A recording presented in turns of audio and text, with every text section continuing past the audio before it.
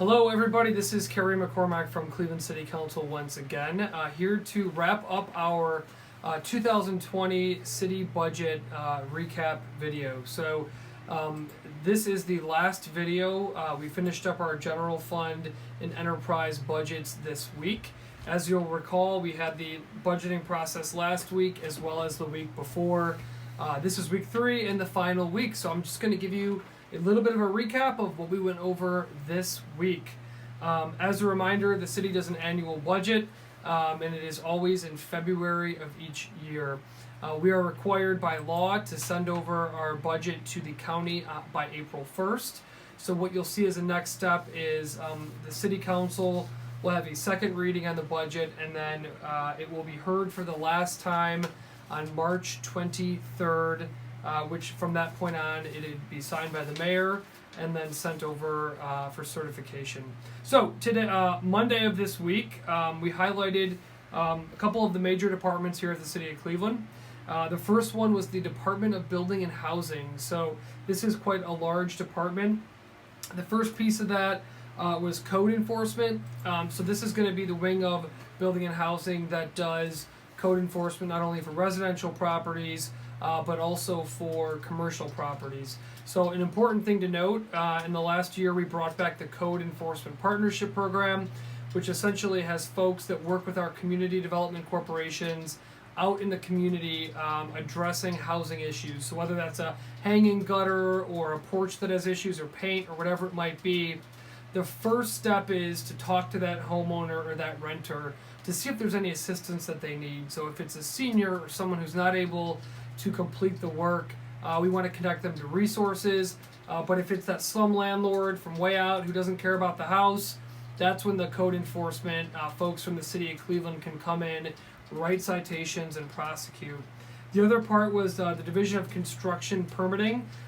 So this is going to be the inspection both before, during, and after a construction project and permitting.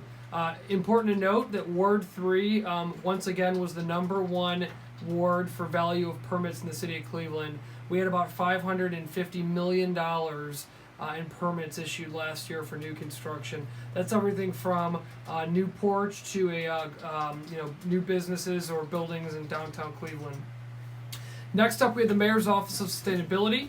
This is an office created probably about 15 or so years ago, and they work on essentially sustainable practices not only here within the city government but across the city of Cleveland. So green building standards, multimodal infrastructure, stormwater runoff, all sorts of things to move the city to a more environmentally sustainable place. After that, we heard from the Mayor's Office of Prevention, Intervention, and Opportunity for Youth and Young Adults. It's a mouthful, but it's an important department at the city of Cleveland that was created a couple years ago. What this essentially does is it's all about investing on the front end of life with our children. So investing in youth jobs, investing in resources at our rec centers to ensure that there are trauma-based therapists in our rec centers, figuring out ways in which the city can invest in kids, especially at-risk kids, on the front end of their life so that we don't have the human capital loss but also the economic loss of when kids go down the wrong path or adults go down the wrong path and end up in the criminal justice system. The final one we heard on Monday was the Department of Public Utilities. This department is going to be radio communications, so any radio communications at the city, the big consumer of that would be public safety. The Division of Water, Water Pollution Control, and Cleveland Public Power. So the Division of Water at the City of Cleveland actually provides fresh drinking water for municipalities across Northeast Ohio. Water pollution control, those are our sewers, essentially from the house to the main sewer in the middle of the street. That's what WPC, water pollution control, handles. The main sewer systems, though, those feed into the Northeast Ohio Regional Sewer District, which is a complement of water pollution control. And the next one is Cleveland Public Power. That is one of the two electricity providers here in Cleveland. Have had a lot of issues lately.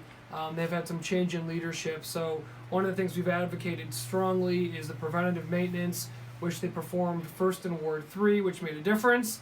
not perfect yet, but made a difference. But there also needs to be a whole top to bottom review of that organization to ensure that not only are they providing efficient power, but we've got smart contracts when it comes to purchasing that power.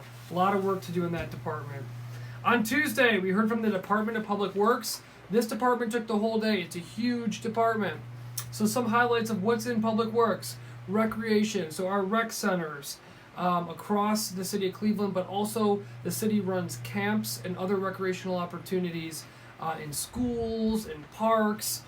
So they oversee all that. Public auditorium, that's the auditorium on Lakeside right here across from City Hall. And that's essentially one of the city's convention centers. It was built over 100 years ago, and it hosts all sorts of different events throughout the year, meetings, conferences, things like that. Our professional basketball teams actually used to play in Public Auditorium.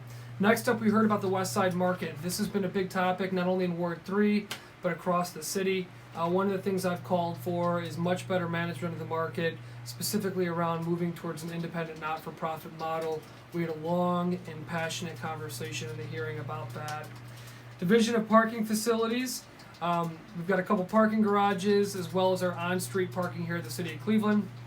Important thing to note, we've been pushing the administration to get smart parking on our streets. So when you could pay with a phone or with a credit card, we are close to getting next steps in that process. The city put forth a parking or reviewed a parking plan, and now we're moving into that smart parking phase. So hopefully we'll have updates on that soon. Other things that we hit through Public Works: waste collection, traffic engineering, and streets. So waste collection, the folks that pick up their garbage and recycling on a daily basis. Another important thing to note here is the city is doing an analysis of how they can do better with recycling. Not only is it an issue here in Cleveland, it's an issue across the country because places like China are not buying recycled products anymore, so the value of those products is going down, making it harder for cities across America to sell recycling. So that was a big conversation. Traffic engineering, they're going to be the folks that paint our streets, the street signs, those types of things. And then Division of Street Construction, that's going to be when we repave our streets throughout the city. Wednesday, we wrapped it up with the Department of Finance. This is going to be the fiscal arm of the City of Cleveland. So everything from accounts, assessments, treasury, purchasing at the City of Cleveland, internal audit, and everything down to printing in warehouses is kind of a broad category there. But those are going to be the folks that do all the financial backbone at the City of Cleveland, including things like IT, telephone, budget and management and things like that. So they're a really important department at the City of Cleveland. We wrapped up our budget hearings with our specialty internal service funds. What I'd recommend is that you click on the link on this video to take a look at the budget to go through those. But they are different funds at the City of Cleveland that pay for our debt service. So the city has tax-exempt municipal bonds that we take money, we bond out money to essentially borrowing it to build streets, rec centers, police headquarters, things like that. And we have to pay down that debt service on an annual basis. Rainy day fund. So what's important is to save money, to put money in a rainy day fund. That does a couple things. That gives you a cushion in case you run into financial issues. But also, the more rainy day fund you have, the better your bond ratings go as a city, and it makes when you borrow money, it lowers your interest rates. So it makes the money that you borrow less expensive. And finally, the restricted income tax. That's about 1/9 of our city's income tax, and that is used for capital projects and otherwise. A lot of information on these specialty funds. Check them out in the budget so you can really read more about them.